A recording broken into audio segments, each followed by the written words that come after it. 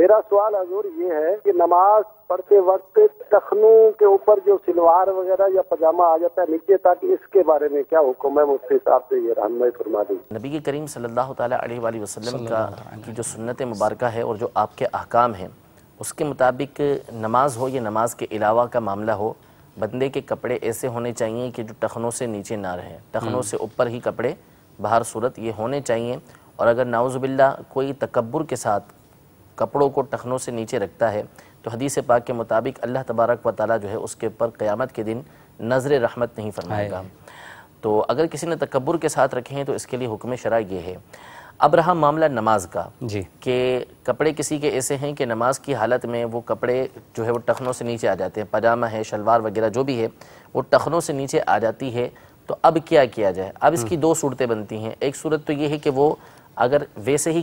اس کو کھینچ کے اوپر کر لیتا ہے، یعنی شلوار کو کھینچ کے اوپر کرتا ہے یا پاجامے کو کھینچ کے اوپر کرتا ہے، جس کے ذریعے سے ٹخنے نظر آنے لگتے ہیں، ایک یہ صورت ہے۔ اور دوسری صورت ہے کہ اس کو فولڈ کیا جاتا ہے، یعنی اوپر سے فولڈ کرتے ہیں یا نیچے سے فولڈ کرتے ہیں۔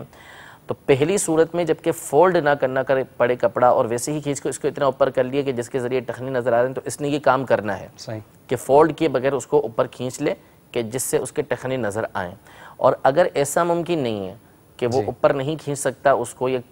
جتنا اوپر کھینچے گا کپڑا اتنا بڑا ہے کہ ٹخنے چھپے ہی رہیں گے، تو اب اس کو فولڈ کرنے کی اجازت نہیں ہے۔ حدیث پاک کے اندر، بخاری مسلم کی حدیث پاک ہے، نبی کریم صلی اللہ علیہ وسلم نے ارشاد فرمایا،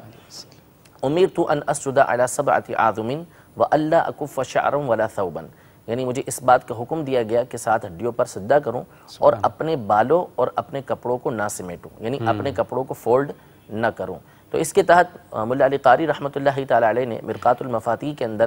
اس بات کو لکھا ہے کہ اگر کسی کے کپڑے لمبے ہیں اور اب نماز کی حالت میں وہ پہنچا ہوا ہے اور اس کو کپڑے اوپر کرنا ممکن نہیں ہے اس کے لیے، تو فرمایا کہ وہ فولڈ نہیں کرے گا، اس کو لپیٹے گا نہیں، بلکہ کپڑوں کو چھوڑ دے گا اگرچہ کہ وہ زمین سے ٹکراتے ہوں، یعنی اس کو فولڈ کرنے کی اجازت نہیں ہے۔ اب تو بعض لوگ یہ سمجھتے ہیں کہ اگر کپڑے جو ٹخنوں کے اوپر کپڑا آ گیا نماز کی حالت میں تو اس صورت میں نماز نہیں ہوگی، تو ایسا نہیں ہے۔